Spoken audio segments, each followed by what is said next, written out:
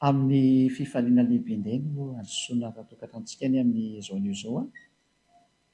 Ny ambasadera ny Yahosoa Elia no mandroso ato tokantranotsika, mitondra ny fampianarana anarana faharoa indray tsika ny amin'izao fotoana izao. Dia amin'ny firavoravoana lehibe no iarahantsika indray ary miarahaba manokana ny dada malalaka Iayavaza izay mampitondra an'izao teny izao a, ary miarahaba manokana koa ny Yahosoa izay tompony fampianarana koa izay avy any amin'ny dada mala Iayava, ary dia voninahitra ho anazy menaka. Dia mamerina ny fiarahabanantsika rehetra tokantrano, tena koa ny ambasadaran'ny Yahosoa Elia no mandroso tokantranotsika indray ny amin'ny teny tia.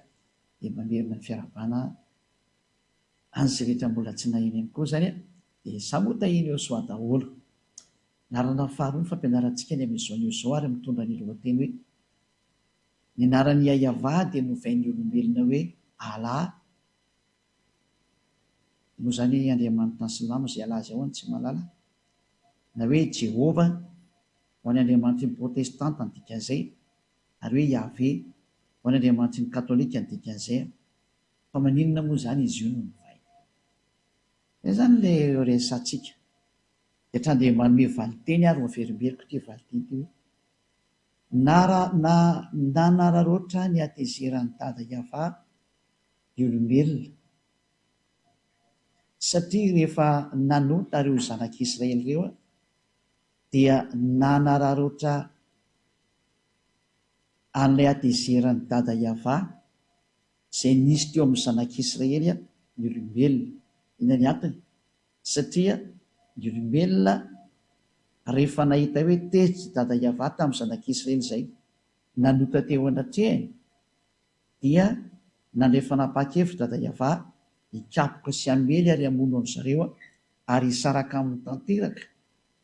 Ary nanomboka teo dia tsy nisy nafantatra ny dada Yahva intsony ny zanak'Israely. Eny fa hatrany amin'ny anarany aza tsy fantany. Ka rehefa tsy fantany moa ny anarany izany dia mazava ho azy fa tsisy mahay intsony. Ary rehefa tsisy nafantatra intsony ny olombelona dia nanomboka teo amin'izay dia namorona ny anarany amin'izay ny olombelona rehetrarehetra. Tao ny katolika romanina nanomboka namorona ny azy koa, tao izany ny silamo namorona ny anazy koa. Silamo dia tena nisy namorona boky spesiala ho an'izareo mihitsy izy. Izay no nahatonga nanome an'ilay daty hoe raha ny fivavahana silamo angaika taty amin'ny taona plus 600 taoriana l'an 0, nefa ny bokin'ny Israelianina, bokin'ny Jiosy, dia efa tany amin'ny moins 2000, moins 1900 tany ho any zany. Chiffre approximative moa zany, fa izany hoe milaza ny mahatranainy azy. Ny bokin'ny Mose zany dia efa tany amin'ny taona moins 1500, moins 1400 tany ho any. Chiffre approximative daholo zany, zany hoe adaty manakaikaiky ny maro, satria fa ela loatra izy dia tsy hita intsony tena hoe précis, tena daty précise mihitsy. Ka eo amin'izay sary izay dia milaza amintsika mihitsy fa efa boky efa taty aoriana daholo zany ny boky misy. Raintsika ny katolika romanina dia tany nomboka tany amin'ny moins 100 tany ny tena nanjakanjakany zareo tao amin'ny fahatry Israel, nanomboka nanjakazaka izy. Dia rarina zareo raha namorona, ohatran'izay koa ny protestanta koa namorona ny azy izy taty aoriana ela be taty koa izy mba namorona ny azy. Zany hoe samy namoromorona ny azy teny daholo zany, nanararoatra ny fisarahan'ny dada Yahva tamin'ny zanak'Israely, satria tsy nahay niantsony eo Andriamanitra intsony ny olombelona. Dia teo ilay fanararotana ilay olombelona Israelianina izay resako izay, tsy afaka niantsony Andriamanitra ny satria ny atamin'ilay Andriamanitra ny Yahva dia nanararoatra daholo namorona anarana ny olombelona, ary indrisy tonga hatrany amin'ny namorona boky mihitsy ny aza dia samy nanao ny azy zay.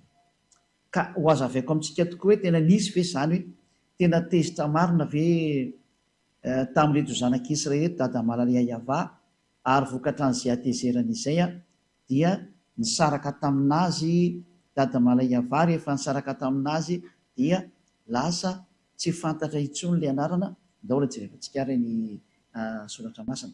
jerevantsika arany soratra masina araka ny voalaza ao amin'ny tady afaka ampidintsika zany teknisiana sady manolotra manamboatra ihany nareo ao anatin'izany sary teta zany araka ny voalaza amin'ny bokyny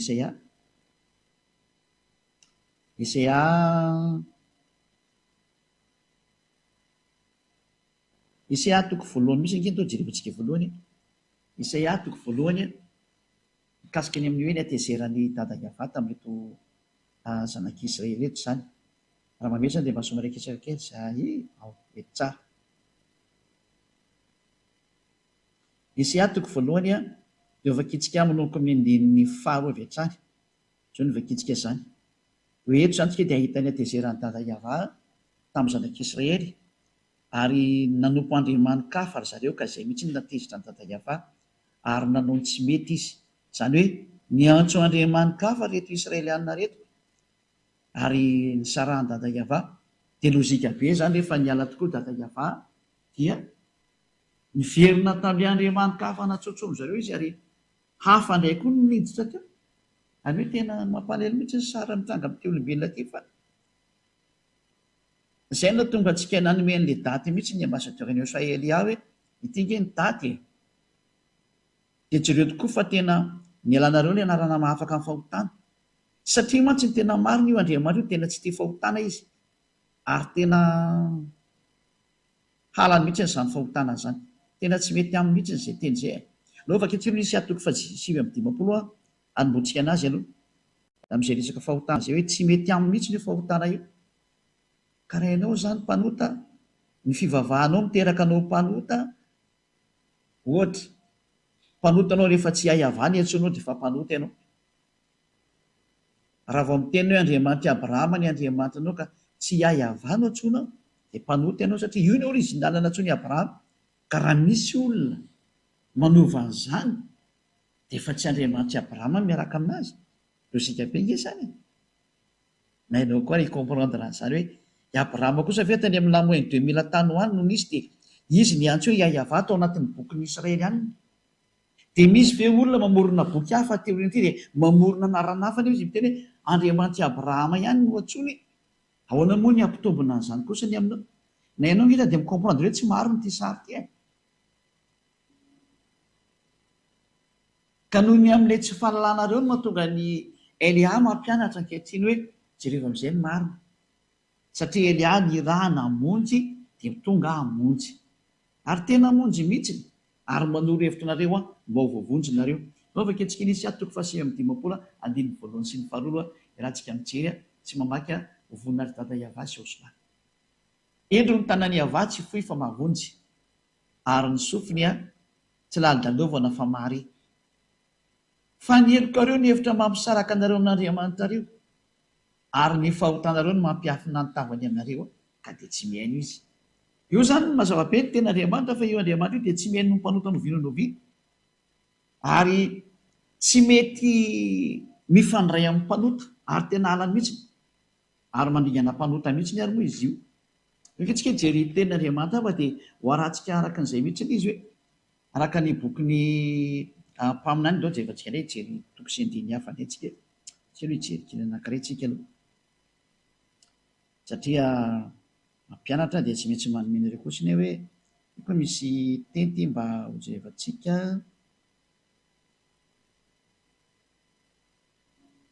Ao amin'ny Jeremia toko 9:10 dia andininy 7 sy ny 9. Jeremia 9 ka hatramin'ny 18. Jeremia 16 dia 9 ka hatramin'ny 18.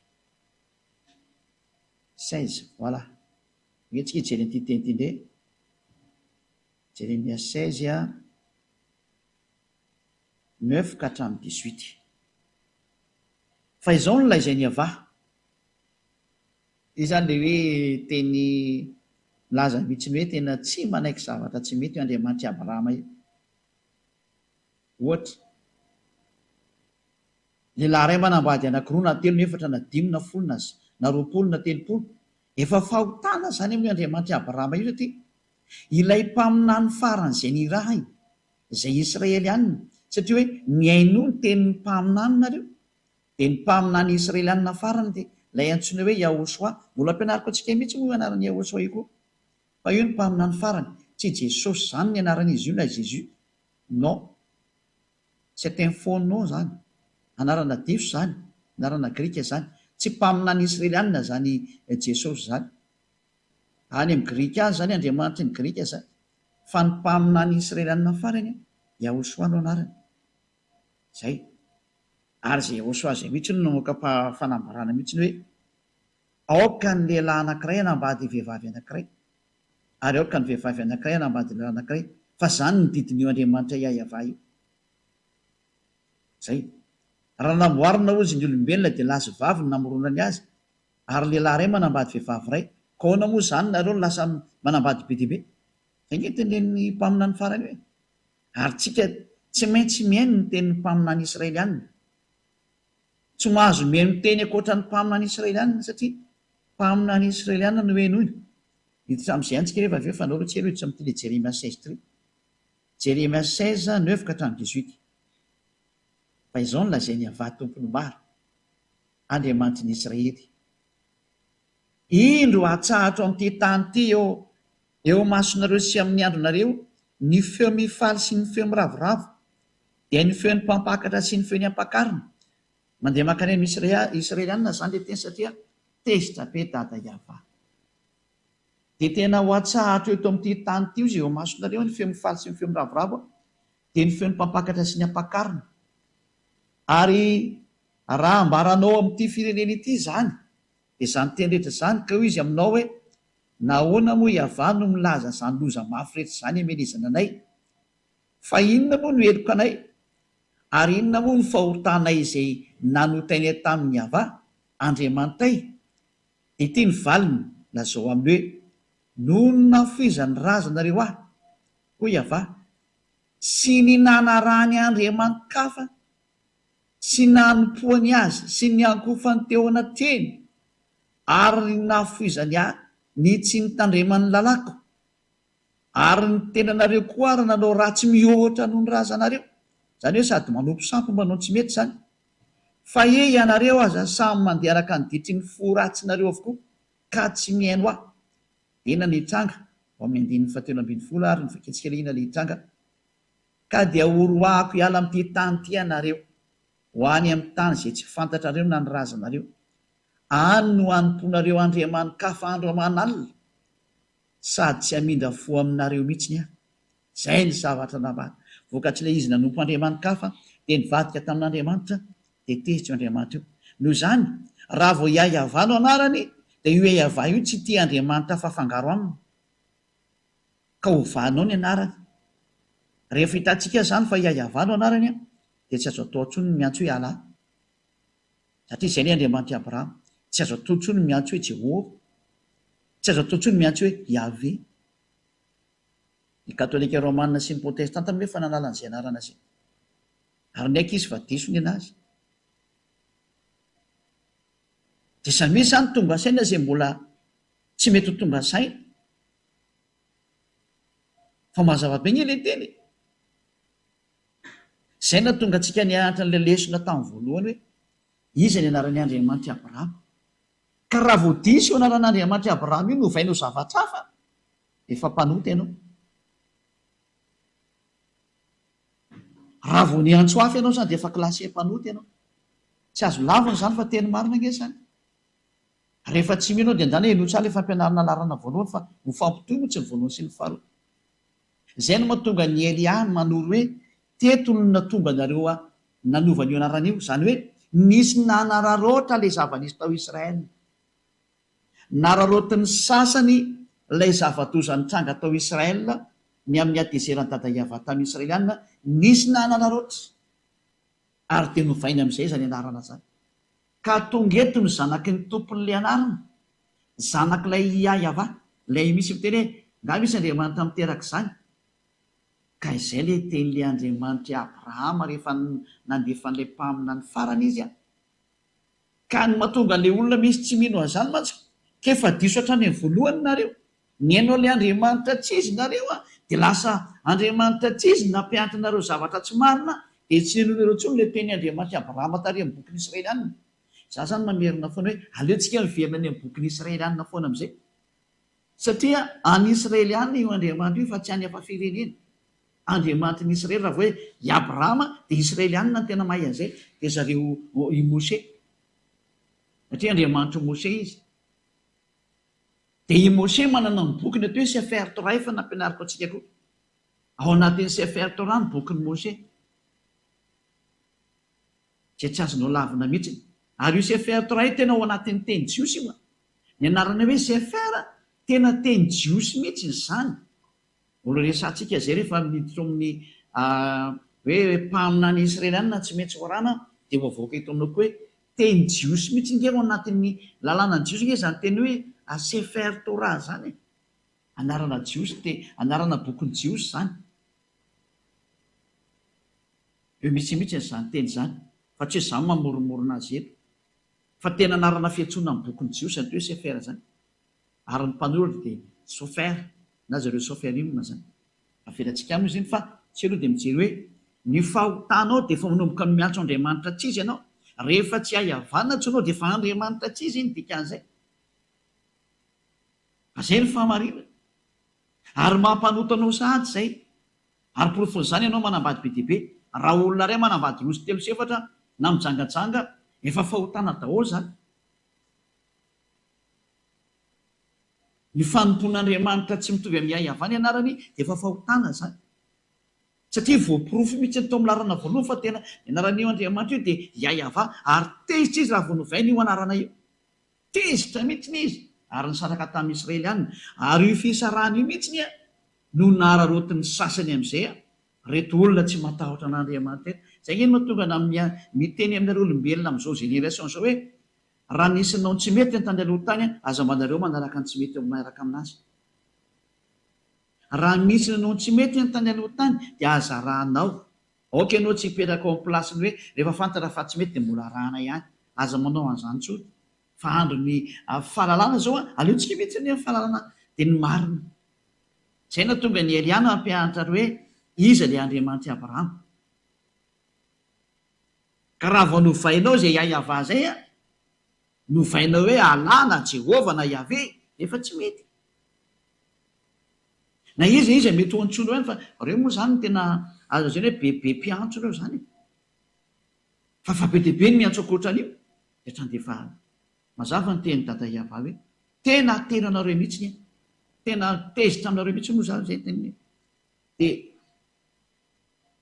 nake jevatsika fa ianareo samy mandeha amin'izay araka ny diky ny fo ratsy nareo vokoa ka tsy mihaino anareo ka dia oroako hiala amin'ity tany tynareo ho any amin'ny tany zay tsy fantatra nareo na ny razanareo ary any ho anymponareo andriamanikafa andro amanalina ary tsy hamindra fo aminareo aho tena dada iava mihitsy zany no teny hoe aminompo andriamanikafa amin'izay ny afaranareo io amin'izay forona amin'izay ny andriamanikafa be diaibe tsioko namoron'andriamanikafa amin'izay ny olona hoe anompo andriamanitra na ny israeliana raha tratrana izy koa dia jerentsika ny israeliana fa ny israeliana nge zao mino an'izany jehovah jesosy zany inondro zareo ane zany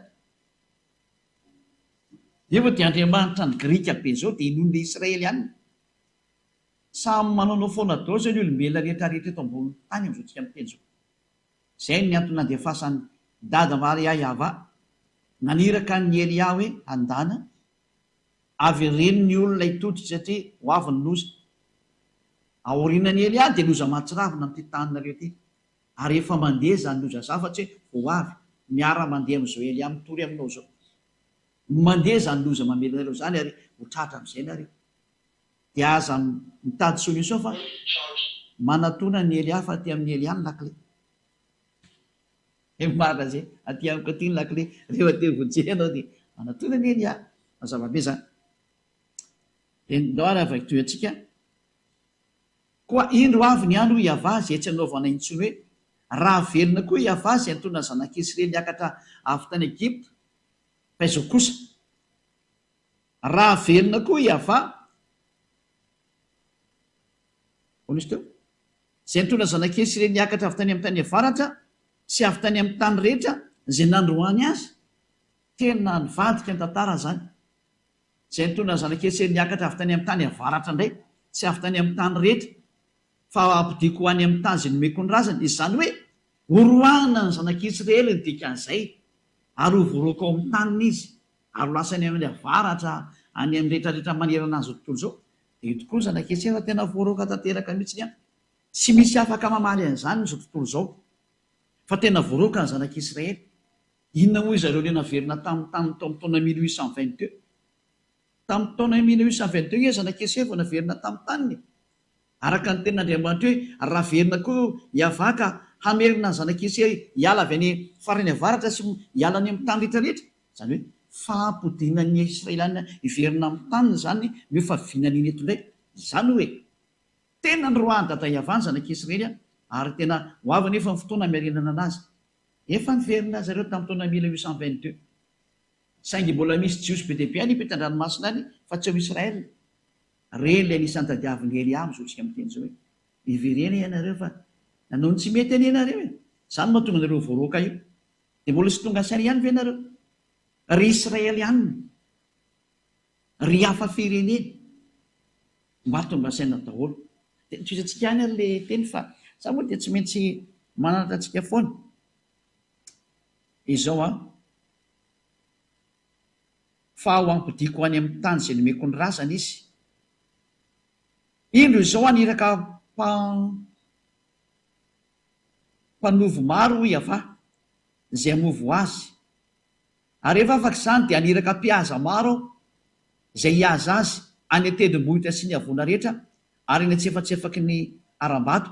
Mpamovo moa zany izany hoe izany mpamovo izany ngamany hoe mpanenjika ve dikansa tsy dia haiko le teny gasy mpamovo zany. Zay zany hoe enjehako mihitsy nareo izy dada hiavary tsy amelako mihitsy ireo raha tsy potika. Fa ny masoko dia mijery ny aleny rehetra ka tsy miafina mitavako mihitsy zany. Ary tsy takona amin'ny masoko ny elony.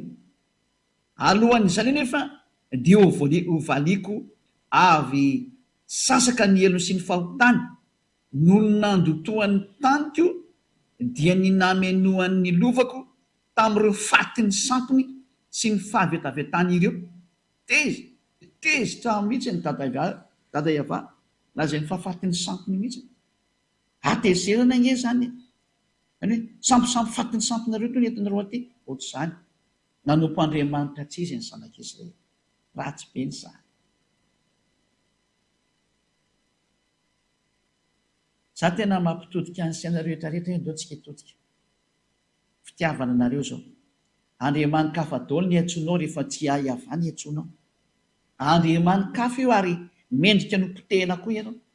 Dia izay no mahatonga ny hoe ho arantsika amin'izay hoe nanomboka teo satria roany dada hiavany zanak'Israely tsy nisy nahay ny antso anazy tsony. Izay ny hafarany io ny amin'ity Andriamanitra kafa natsono zareo. Tena tsy nisy nahay ny antso anazy tsony. Ohatry jerefantsika amin'izay ny ten'Andriamanitra hoe tsy misy mahafantatra azy tsony ny olona. Dia ny zanak'Israely foana hatrany amin'ny famonjena ho an'ny zanak'Israely. Isaia toko fahaenina. Vakitsika indray ny Isaia toko fahaenina manao koa andininy fahasivy. Io vakitsika. Hoy izy mandehanaka lazao amin'ity firenena ity hoe mandrenesa mandrakariva ihany ianareo ka nefa aza mahalala. Mijereva mandrakariva ihany koa ianareo nefa aza mahafantatra. Ataovy adala ny fon'ity firenena ity ary ataovy lali-dalovana ny sofiny ary ataovy mikimpy ny masony. Fa andao ahita ny masony dia andre ny sofiny dia alala ny fony dia hibebaka izy ka ho sitrana. Eto izany ny tenin'Andriamanitra dia efa nametraka mihitsy ataovy adala ny fon'ireo olona reo. Rehefa avy ny menomenona izany dada hiava hoe ho aripako nareo fa tena nanompo sampo nareo. Niantso Andriamanitra tsy izy nareo. Nanao ny adalana faratampo nareo. Dia namoa izany raha tsy efa manao foana daholo koa nareo. Rehefa tsy hahiavany na tsonao dia efa manompo sampy ianao dikan'izay. Rofon'izany efa ny alamy katolika romanina sy ny protestanta ilay anarany hoe Yavezy Jehova. Fa misy mbola tsy nanalany azy. Aty izy manana boky hafa mihitsy fa eo nefa tena mipetraka hoe raha tsoinao ny Andriamanitra Abrahama. Mahina tsy hahiavany ny antsoinao.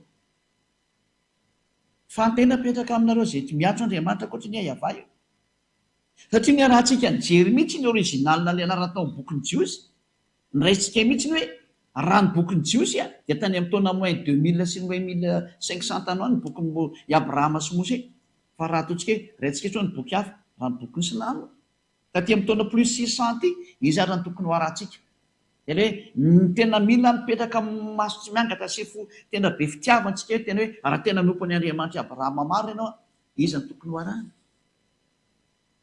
Ny teny tany aloha tany ve zay teny Abrahama mivantana sy teny Mose mivantana ty izy mianakareo no nahita anazy voalohany iny, sa le tenin'olona taty oriana taty zay taty amin'ny taona plus 600 ty no tsara tsy miangatra tsika, na ny teny tao amin'ny katolika romanina sy ny protestanta fa saingy zareo efa nanalany azy. Fantahina mipetraka mihitsy izay fa zay hoe tonga Elia hamonjy sy hanavitra, mbola tsy ndriko mafy aminao mihitsy izany teny izany hoe hamonjy sy hanavitra zany Elia zany, solo tenan'ilay Andriamanitra Abrahama Yahva ny raha namonjy ny olombelona, ampafantatsa ny olombelona hoe tena ny adalana nataonao e, mbola anao adalana ihany ve ianao dia ho fay ohatra ny Israely ihany, fa tena ny faiziny hoe Yahva io tsy ny Israely ihany, ianao ve mitady famaizana ohatra nazo anazy. Fa ny tena petrako aminareo rehetra zay mandray azy manderana an'izao tontolo izao. Elia mametraka fantena aminareo olombelona eto ambonin'ny tany dia eto amin'ity planeta terre nareo ty ianareo olombelona mbola sahanareo ve nimbazimba an'io Andriamanitra Abrahama, fa fanazimbazimba anazy ny fanovana ny anarany. Raha Yahva ny entso ny Abrahama anazy azo vaina tsoa izy fa manimbazimba ianao roa vovanao zany.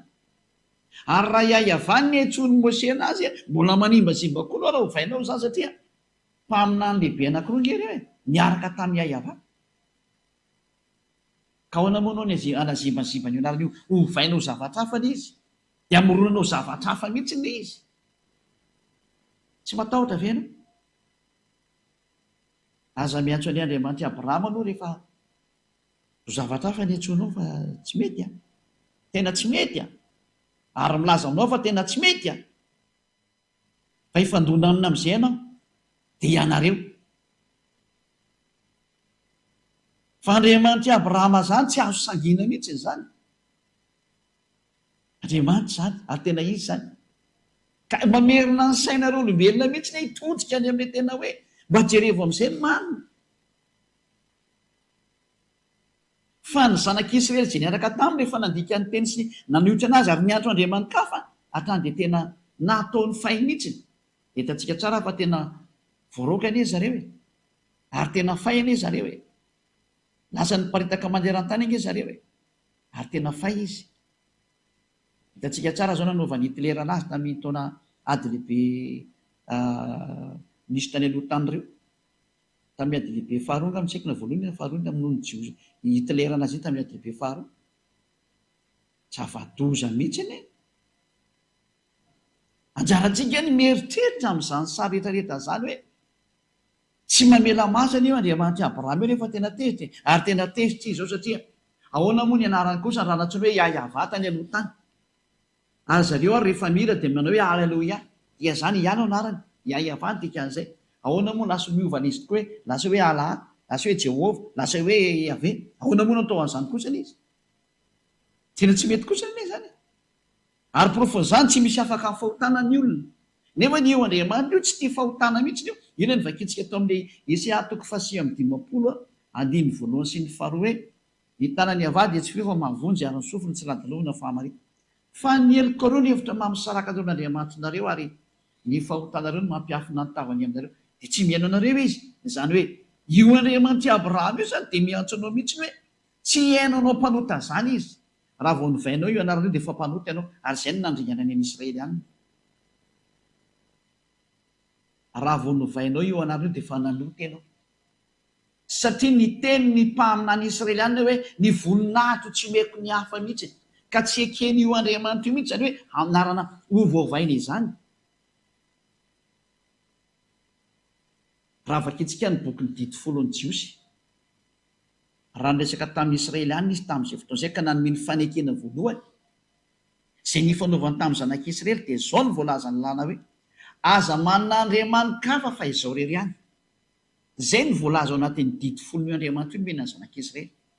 Zany hoe tsy ekeny mihitsiny zany isy Andriamanitra hitobily anazy any na hovainao ny momba anazy. Rehefa iayavano anarany dia iayava hatramin'ny farany. Zao vakitsika amin'ny bokin'ny Exodosy, Exodosy toko fa 20:1 sy ny 4 ary ny 7. Dia nilaza zao teny rehetra zao Andriamanitra ka nanao hoe ty le tenin'ny Mose ty a.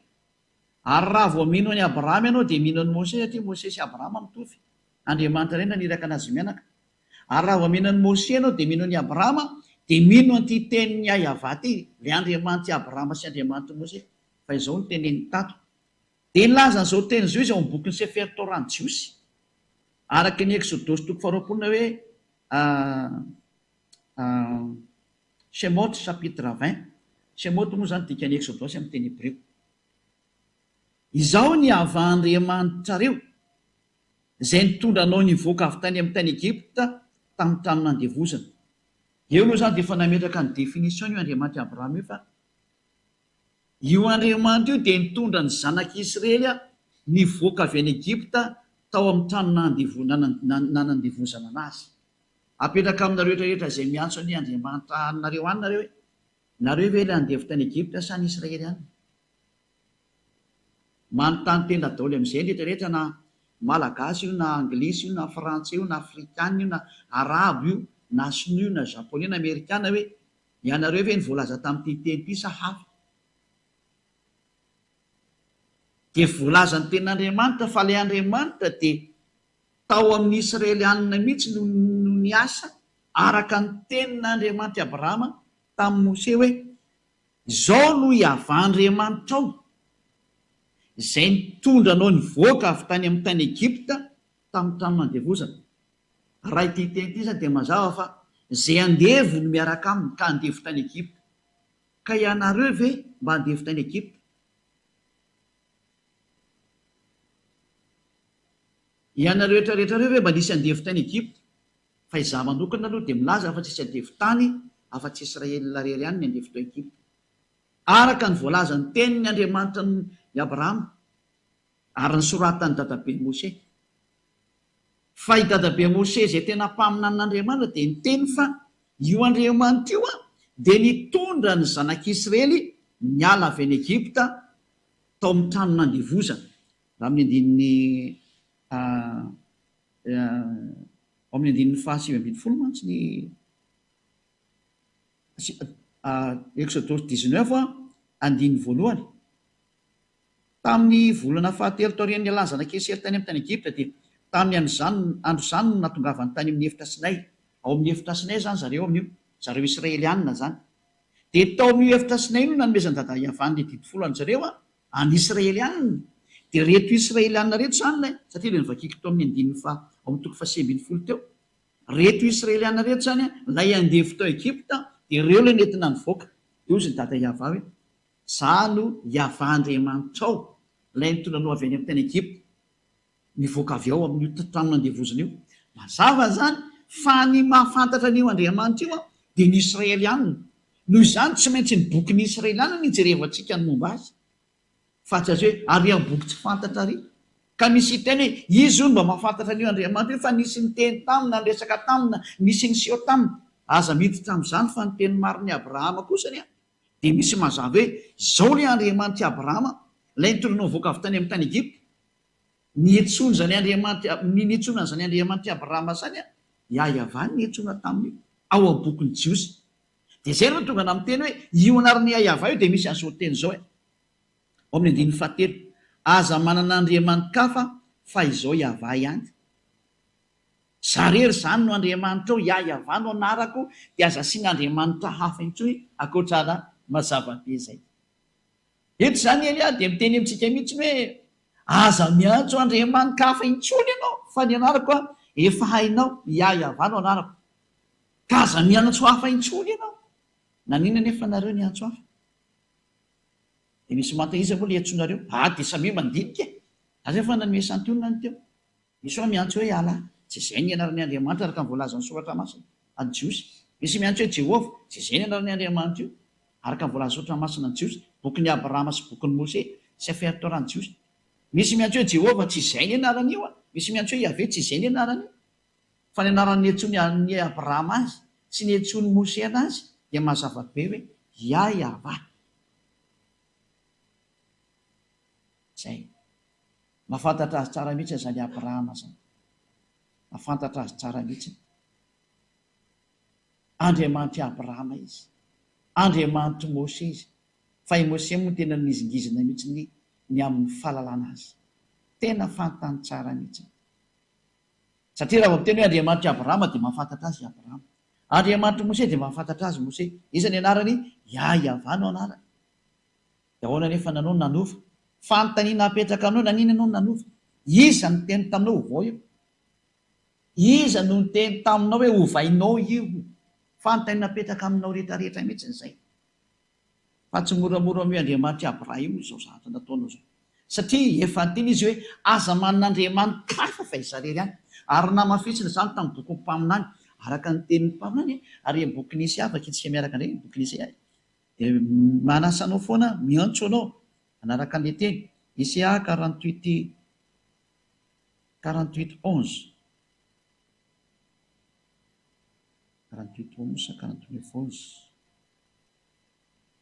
48:11 izao ny voalaza: no ny tenako, eny no ny tenako ihany naovako an'izany, indrisy lotoina ny anarako, fa ny voninahitro kosa tsy omeko ny hafa. Tena lotoina mihitsy ny anaran'ny dada Yahveh, lasa novainareo. Raha Yahveh no tokony hiantsonana azy, mandinihy teny ianareo nanina ny novainareo anarana io, fa efa navy aiza? Iza nanomenareo an'io? Valy teny menanao a ny adverseran'io Andriamanitra Abrahama io nanomenareo an'io. Ilay natonga ny dada Yahveh tezitra foana hatramin'izay.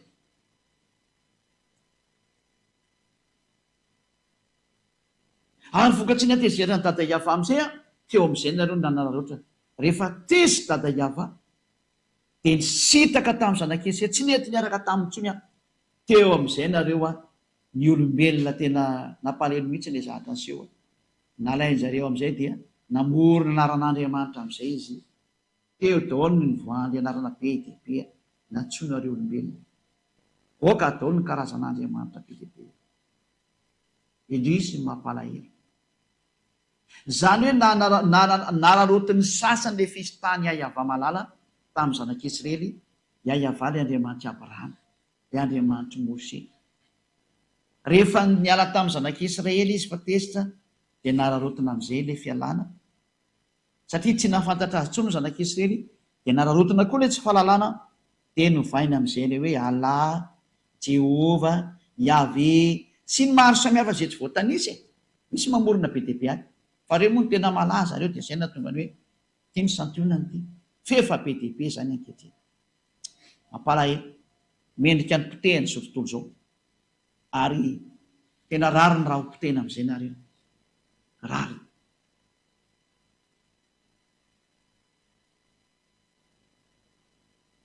Izany hoe efa iza moa zany mianatra amin'ny teniteny takan'ity. Ity natao hoe zandry ny Yahoshua, ilay iraka ny Yahveh, ilay misolo tena n'ilay Andriamanitra Abrahama, Yahveh no anarany. Ilay nambaninareo sy nataonareo tsinitsininy, ty izy ty. Tsy matinareo zany anarana zany. Olombelona ihany nareo ka mipetratra.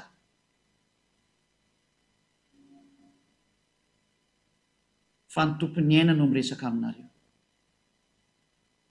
Ary ny tompon'ny fanahy.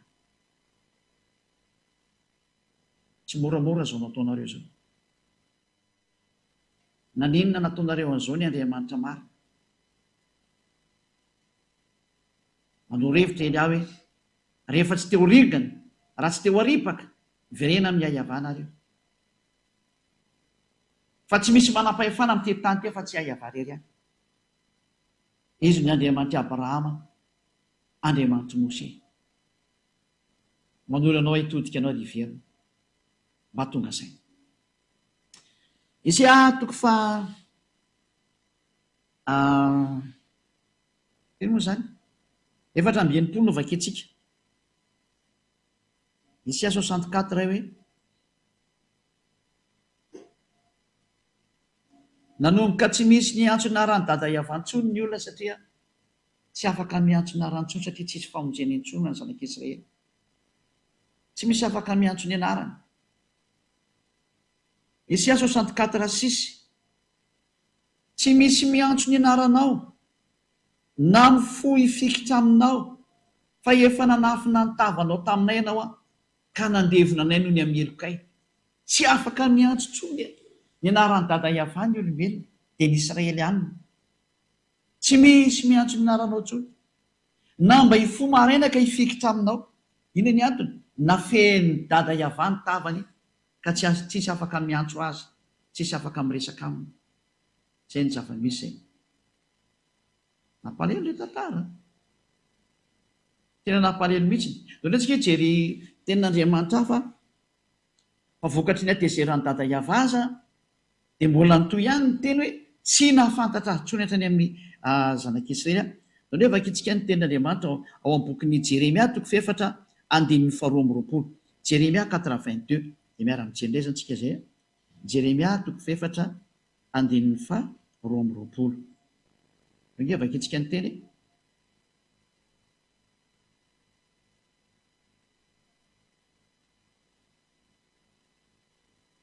Jeremia 4:22. Fa adala ny oloko, izao tsy mba fantany, tsy fantany tsony dada Iavany. Zaza tsy misy saina izy, tena tsy misy saina intsony. Very zany ny fahalalana ny dada Iavany, sady tsy manam-pahalalana. Raha ny anao ratsy dia endry izy, fa raha ny anao soa kosa tsy fantany tsony. Mazava zany ny teny eto fa tena tsy mahafantatra ny dada Iavany tsony ny zanak'Israely. Teo ilay nararotina amin'izay. Ary ny zava-doza aza, raha sendra misy miantso ny aran'ny dada Iavany dia ny tenenina hoe aza miantso an'izany tsony fa so maty eto ny hafarany. Maty mihitsy ny hafarany.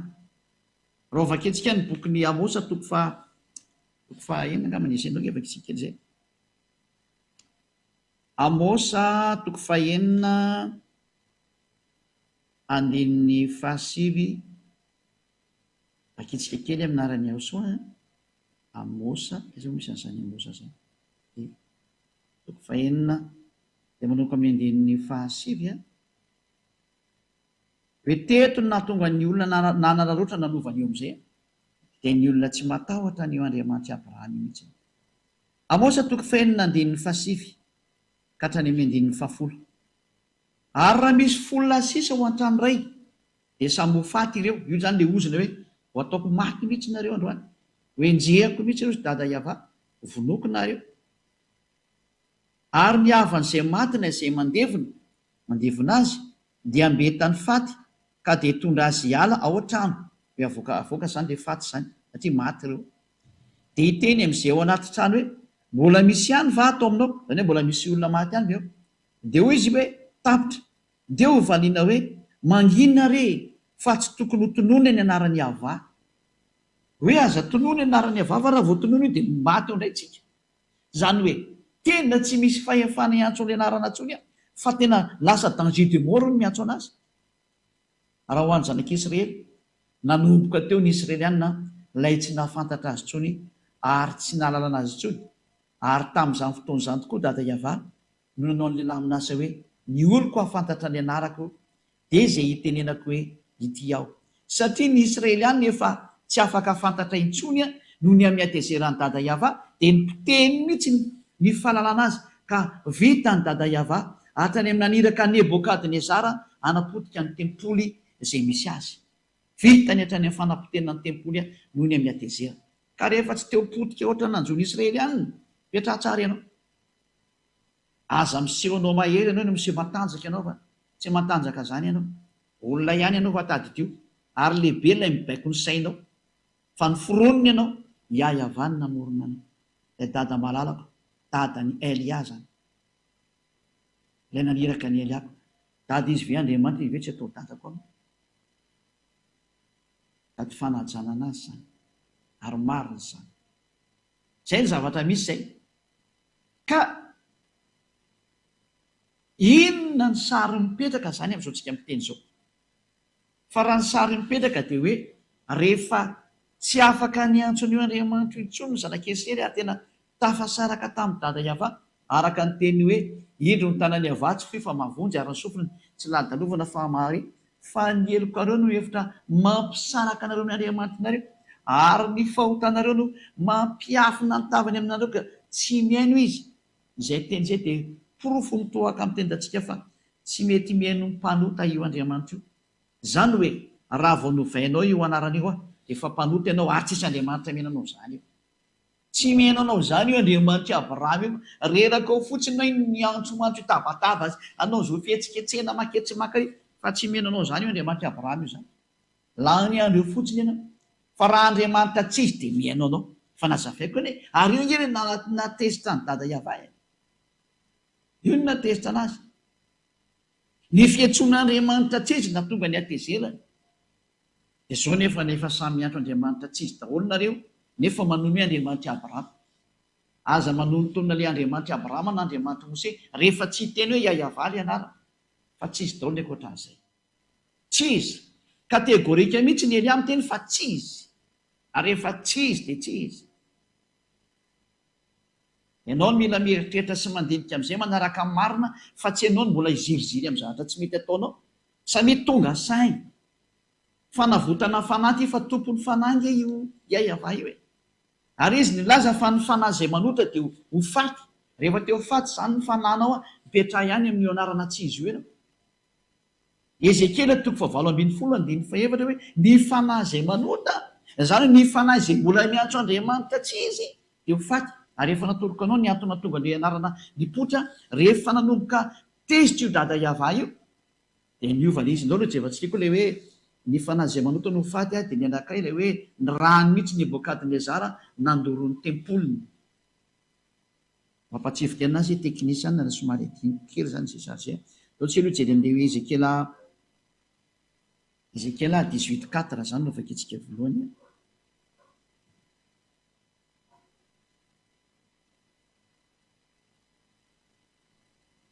Ezekiela 18:4 indro ahy ny fanahy rehetra toy ny fanahy ny ray dia toy zany koa ny fanahy ny zanany samy ahy daholo ireny. Ny fanahy izay manota no faty. Zany hoe raha misy fanahy manota zany dia ho faty io fanahy io.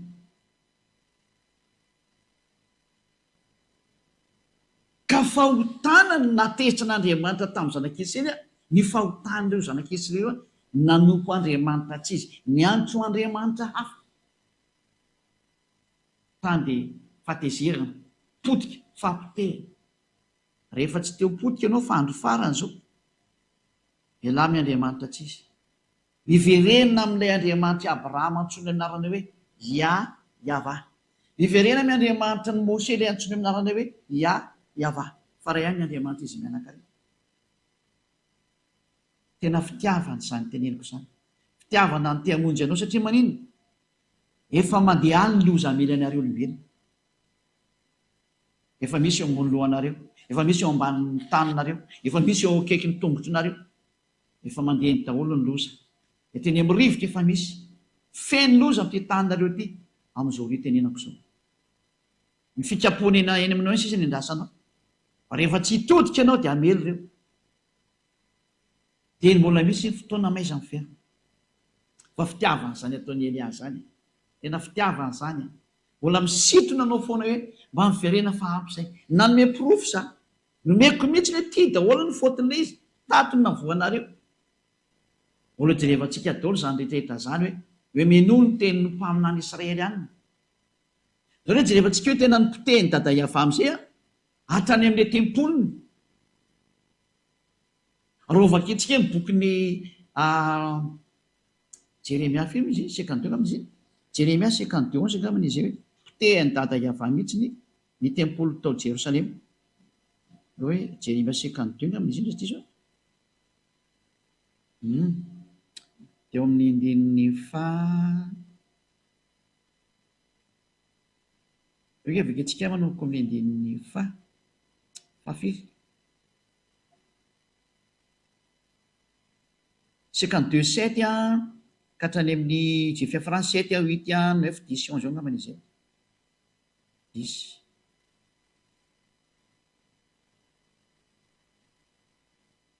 vakitsika diditsika eo ny afaran'izy zay.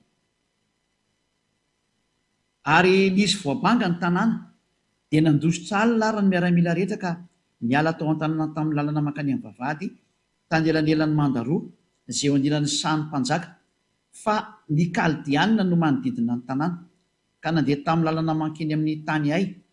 Ary ny miaramila ny kaldianina nenjika ny mpanjaka ka natratra ny Zedeka teny amin'ny tany ay, ary Jeriko dia niparika nandao azy ny miaramila ny rehetra.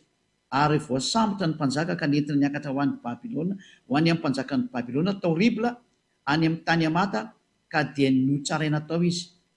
Ary ny mpanjaka ny Babilôna namono ny zanakalany Zedeka teo masondrainy, ary ny mpanapaka anjodrina koa dia nivonoany tao Ribla. Ary nompitsiry ny mason'ny Zedeka dia nafatotry ny mpanjaka tamin'ny gadra varana izy sy ny maro samihafa. Io zany hoe nivonoany zareo esa moa le hoe amin'ny 720 roa-mbin'ny folo notoizatsika. Ary tamin'ny andro 10 tamin'ny volana 15 tamin'ny taona 720 nanjakan'ny Nebokadnezara mpanjaka ny Babilôna, dia tonga tany Jerosalema Nebosaradana lehibe ny mpiambina mpanompo ny mpanjaka ny Babilôna 720 ka nandoro ny tranony Ava sy ny tranony mpanjaka mba amin'ny trano rehetra tany Jerosalema, dia ny trano lehibe rehetra dia nodorana tamin'ny hafa avokoa zay, satria dada Iava mihitsy naniraka anazy hoe ndana dory. Rehefa tehitra zany io dada Iava io dia tonga amin'izany sary zany, ary miomana ny dikan'izay. Io ny proof fa nitapahany mihitsy ny fifandraisana tamin'ny zanak'Israely, naseny dorany Nebokadnezara mpanjaka mihitsy izy. Zay le nikatra amin'ny Jeremia 5:20 no ke vitsarivatsika izy teny zay.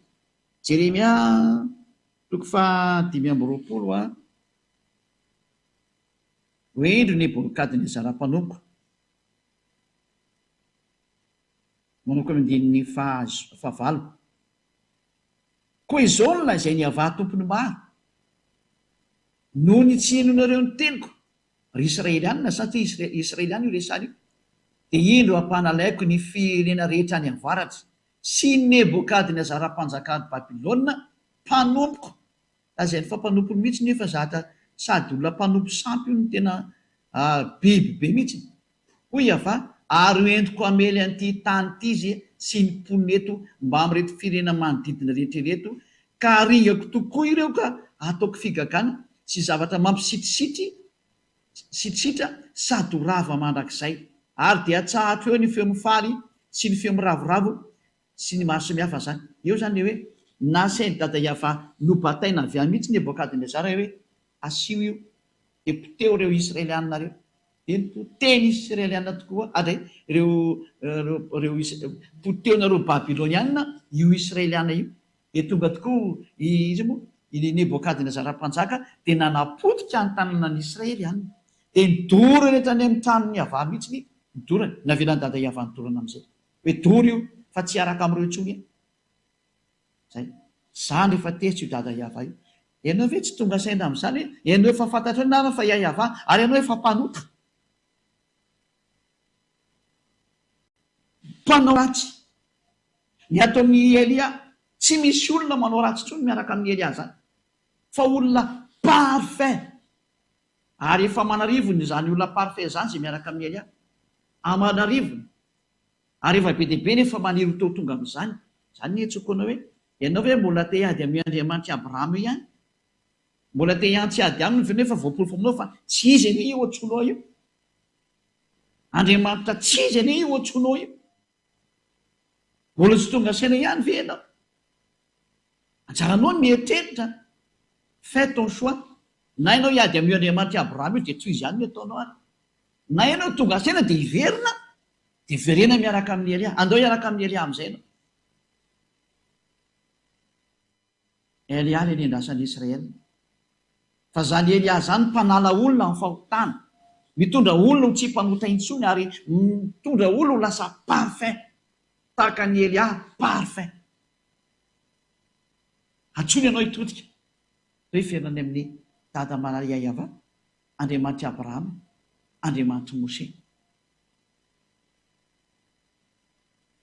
Reo zany le teny nomeko anao reo hoe tanteraka ny teny fa rehefa tezy dada Iava tena niteny ny fiarahana aminy ary teo nararotina amin'izay satria efa tsy misy tsony ny tempolo dia tsy afaka miantso an'le anarana tsony lozika be zany ko tao amin'ny tempolo ny etsona an'io anarana io dia lozika ny tsy fahalalana anazy lozika ny tsy fahalalana anazy dia novainy olona amin'izay le izy satria io tantara io tany amin'ny taona moins 500 tany hoany io tantarany natongavany Nebokadnezara io tao moins 590 teo dia nanomboka ny déportation ny zanak'Israely zany hoe natao sesitany esclave dia nitoy nandeha tao amin'ny zareo medianina persianina niditra ilay koa reny dia niditra ny grika niditra ny romanina ary taty aorindrinany romanina niditra ny arabo ary teo na tonga ny famoronana n'le anarana ihany koa satria hoe rava le anarana dia namorona koa ny arabo namorona ny anarany hoe ala izy tahaka ny katolika romanina namorona hoe Yahvé tahaka ny protestanta namorona hoe Jehova samy ara namorona ary niforona dao naran'Andriamanitra be dia be rehetra zay efa tsy haitsika intsony nisy ny amin'ity tany ity samy nanao daholo ny rehetra rehetra zay natonga nanana profeta ity ilay marina miverena amin'ny marina daholo miverena ao amin'ilay marina daholo fa ampy izay tsy marina nataonareo zay ary lazaiko anareo fa tena fitiavana zao fitiavana ny hamonjy olona hanavitra olona amerina anareo any amin'ilay tena nahary tongotra aman-tananareo fa ny mpanota zay voalaza fa mpanotany dia tena ho faty ho any amin'ny elongena ho any amin'ny l'enfer l'étang du feu ho any amin'ny afo mirehetra mandrakizay ianao fa mbola io Andriamanitra Abrahama io no teny azay hoe ho alefako any ny mpanota izy mihitsy no teny azay tamin'ny alalan'ilay mpamina ny farany hoe Yahoshua no anarany jerevantsika io histoiran'ny mpamina ny farany io ary aza miteny ary izy moa ianao io ho fantatreo ihany ny tantarako faro fotsiny teniko fa mamonjy ianao zao tiako atongavany zao soa ho anao zao izany tsy maniry ho afaka amin'ny fahotana atrereo zay niaraka taminao na afaka anao tamin'ny fahotana ove tsy mbola mangalatry ihany ianao ove tsy mbola miteny ratsy ihany ianao miaraka amin'izay nitomponao hatramin'izay ove tsy mbola mijangajanga ihany ianao jangajanga ngenao io manambady be dehibe io jangajanga ngenao c'est de l'adultère fijangajangana zany raha nanamboatra ny olombelona Andriamanitra dia lasy vavy nanamboarana anazy ary ny tantaran'ny Abrahama dia milaza mihitsy fa hiady masaiva ny razamben'ny olombelona vady izy ireo ray ny vadin'ny Adama dia Eva ary ray ny vadin'ny Eva dia Adama ko mahina tsy miverina amin'io nareo raha tena Andriamanitra Abrahama no Andriamanitra nareo lasy vavy namorony anazy dia lehilahy ray manambady vehivavy ray ary zay no original zay fa niditra ny fonareo no mahatonga anareo manambady be dehibe io olona maditra zany mpijangajanga zany mpangalatra mpijangajanga ny mpanao ratsy mpijangajanga rehefa novaina le anarana dia efa mpanota zany ary ny mpanota ho vonon'Andriamanitra i Abrahama io Andriamanitra i Abrahama io mihitsy ny amono anao tena miteny anareo mihitsy ny efa fitiavana ho azo tsy misangy io Andriamanitra i Abrahama io izy no Andriamanitra verina amin'ny daholo zay rehetra miantso anazy iaiavano anarana ary tsy manota intsony zay miantso an'io Andriamanitra io tahaka ny Elia tsy zay rehetra efa niaraka tamin'ny Elia satria zay miaraka amin'ny Elia zay natonga anarany hoe Elia iaiavano ny mpaniraka azy dikany El dia Andriamanitra solo tena ny Andriamanitra mandehandeha ny atao hoe Elia raha zany hoe za manavitra ny rehetra rehetra io izao tontolo zao nge zao avotako zao engane mba isan'ilay klasy ny teo vovonjy ianao engane konisy ao anatin'ilay klasy ny teo afika ianao fa ity ny famonjena anao zao teniko zao mba izy ianao mitodika dao anaraka ny Elia anaraka ny dada iaiava satria Elia nitondra anao any ho afika ianao rehefa manaiky an'izao famonjena zao jereo ny lefa miaraka amin'ny Elia fa manarivo neny njaranao mba miditra koa mavonjeko koa ny fananao fa ny fanampanota ny atao hoe mpanota dia ny olana novan'io anaran'Andriamanitra io dia efa mpanota ianao fa mpanota ianao zay ny mpijangajanga mpanota ianao zay manambady be dehibe mpanota ianao zay mpiteny ratsy mpanota ianao zay mpisoloky mpanota ianao zay mpamono olona ianao mpanota ianao zay mamosavy olona ianao manota ianao zay manao zay animba olona ianao, mpanoty ianao zay. Andriamanitra mampanoty miaraka amin'io fa mahatonga saina. Fa ny Andriamanitra Abrahama kosa ny tsy tia fahotana, ary mahakala amin'ny mpanota mihitsy izy vao nivakitsika teo. Zay ny fiafarany teliko mazava tsara aminao, porofoko aminao fa fitiavana zany. Ny Andriamanitra Abrahama zany tsy fisangy zany. Aza misangy an'izany ianao sy anao sahirana. Olombelona ianao ka mipetra tsara, fa tsy fisangy zany Andriamanitra Abrahama zany. Izy tena be fitiavana fa tsy azo rorotina. Ny fampianarana antsika manaraka indray hoe ahoana mihitsy ny tenin'ny Mose indray mikasika ny amin'ny mpaminany. Mpaminany iza ny tokony ho arahana sy fienoana teny. Izay no jerevantsika indray amin'ny manaraka zay. Fa eto antsika dia mahita mihitsy hoe efa tsy mety intsony ilay izy. Tena efa diso be ny Andriamanitra anao. Porofon'izany ianao mpanota io. Porofon'izany ianao tsy mety tanteraka io. Fa ny olona izay miaraka amin'io Andriamanitra io, izay no tonga nazo namonjy ianao, mo tonga tanteraka ianao. Fa io Andriamanitra io mihitsy tsy tia olona maloto, tsy tia olona mpanota. Vao nivakitsika teo izy, hoaringana ianao rehefa mpanota ianao dia hoaringana ianao. Ary rehefa tsy mbola ringana ianao amin'izao dia hoatsipy ianao rehefa maty any amin'ny farimy rehetra avy, any amin'ilay feu éternel, mamono ianao tsaki-janona. Zany ny toerana famonoana amin'ny fanahy. Izay no misy anga zany, ka izay ny tenin'ny mpaminany farany. Tenin'ny mpaminany farany taona izany meko anao zany. Yahoshua ilay mpaminany farany. Mpaminany Israelianina, araka ny tenin'ny dada Yahva hoe mpaminany Israelianina no henonao ary ho arahanao. Izay ny amarahantsika anazy. Deutéronomia 18:15. Deutéronomia 18:15. Mpaminany Israelianina no henonao anatin'ny Sefer Torah Jiosy zany. Vakitsikesa dia amarahantsika anazy. Izay no jerevantsika indray manaraka hoe raha ny lalàna zany dia tsy maintsy ato amin'ny Israeliana eto ihany ny azo arahana ny teny. Zareo Israeliana ihany tsy maintsy henona teny fa ny ankoatra izay dia tsy mahazo. Deutéronomia 18:15. Eo avarantsika ny teny ho voninahitra dada Eva sy Joshua. Mpaminany avy eo aminao dia avy amin'ny rahalanao tahaka ahy. Zany hoe mitovy aminao izy Mose, ka izaho taranaka Israelianina. Israelianina ohatra anaty dikan'izay. Hitarika an'izareo izy ireo any anefitra amin'ny fotoana io. Izao. No hatsanga ny avy Andriamanitra ho anao. Ary izy no henonareo. Zay. Io mpaminany Israeliana ihany zany no azo henona zany. Fa raha vao tsy Israelianina dia tsy azo henona. Rifesy indray ny mpaminany miresaka aminareo. Iza ny mpaminany miresaka aminareo? Dia samy mandrefy ny azy tsika. Ianahy zao dia tena mpaminany Israelianina mihitsy ny ihany no arahako hatramin'ny farany. Araka ny tenin'io Andriamanitra Abrahama io. Zay no hoe tenin'ny Andriamanitra Abrahama Yahva, ary Andriamanitra Mose Yahva. Mpaminany Israelianina. Izay no jerevantsika sy ny tohin'izay satria famonjena mandrapa tonga antsika any amin'ilay mpaminany farany izay atao hoe Yahoshua no anarany. Fa zany ny tena mpamonjy zany, mpanavitra zany, iraka farany meny dada Yahva ho amin'ny fanavotana ny olona. Dia miraso antsika izay nandresina anaraka ho tahiny Yahoshua ny antsika eto rehetra, ho tahiny dada Yahva. Satria tao amin'izany Yahoshua zany nahazoana ny famonjena. Izay ilay ho hazavaintsika mihitsy izay. Ho ampahafantarina antsika tena nisy mihitsy ny lamina asa-pamonjena. Ary ho jerevantsika hoe nakaiza ity tenin'ny dada Yahva ity, raha monjy ny olona izy aiza ny teny misy anazy. Efa mazava fa tao Israel. Satria Andriamanitra Abrahama izy dia lasa Andriamanitra Mose. Noho izany ary amin'ny taranak'i Abrahama nakany amin'ny Mose no misy anazy. Satria ireo no nafantatra ny anarana. Ary ny Andriamanitra Mose, rehefa mino amin'ny Mose nareo dia tsy maintsy mino ny Andriamanitra Mose. Ka ny Andriamanitra Mose dia ao anaty Sefer Torah. Ary ny Sefer Torah dia miteny hoe Yahva zany Andriamanitra zany. Fa tena mipetraka hoe inona zany no tokony atao rehefa resy lahatra.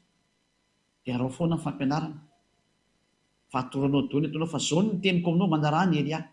Hatrany dia andao hiaraka amiko. hoe za hamonjy ny fanahiko hoe za tsy hamonjy tsy hanarin'ny fanahiko fa amonjy andaozy hamonjy ny fanahny miaraka amin'ny adoly am'izay manerana an'izao tontolo zao onjeo ny fananao fa ny fanahy zay manova anarana dia ho faty ozy dada iava araka ny teny ny mpaminany Ezekely mpaminany Israelianina zany ary ny mpanota rehetra tsy mihaino anareo zany ozy dada iava ary izy tsy azonareo terena fa tsy mihaino izy tsy misy an'izany hoe mivavaka dia mifona dia mivavaka dia mifona dia manao ny ataony dia mifona dia manao ny ataony tsisy Andriamanitra ny teny an'izany fa ny mpanota dia ho anefako any amin'ny farihy amin'ny atrafo ny teneny fandringanana fatezerana mirehitra zany ny miandry ny mpanota ohatra anareo io dia nareo mpanota rehetrarehetra amin'ity planeta terre ity mpanota daholo nareo ny mbela rehetrarehetra tsy misy afaka na ny ray azana onjeo ny fanahinareo nao anaraka ny Elia efa afaka itsika dada malala iavao nambarako ny teninao ary tamin'ny fitiavana sy ny hery be avy any aminao ny nanam-porofona zay mbola ianao ihany koa ny manam-porofo satria teninao avokoa zao fa tena fitiavana ny teninao nampisinao miariary amin'izay fa tenenao ilay Andriamanitra Abrahama nasinao miariary hatrany amin'ny anaranao ary nasinao miariary natao hitapoko hitam-pirenena fa tsy mahay manota zay miaraka aminao zao Elia ny rahanao zao mihitsy ny vavolombelona sy izay rehetra efa nataonao hita maso manaraka dada iava malalo sambatra zay tafaraka aminao fa tena voasoratra any amin'ny lanitry ny lanitra ny anarany tena avitra izy ary ho tonga soa any amin'ny lanitry ny lanitra vonjeo zay mandre an'izao teny zao avoto dada iavao fa lo hivavaka zay trano tady ianao vonjeo ny tsirairay avy fa tena fitiavana ianao tonga ny andro tsy maintsy ampahafantarana ny olona marina mba hiverenanao any aminao satria mandeha ny fandringanana efa mandeha ny mpandringana dada iavao vonjeo zay mbola azo vonjena avoto zay mbola azo avotana atao maimiaino zay mbola afaka mandre voninahitry no mandrakizay sorabetsaka dada mala iavao minarany amoso amen dia mirary esotsiketra samy tenao soa ho amin'ny fitoisa fampianarana manaraka ary ny hatsarany dada mala iavangy ho aminareo tsiray avy ho amin'ny manaraka indrea velomatoa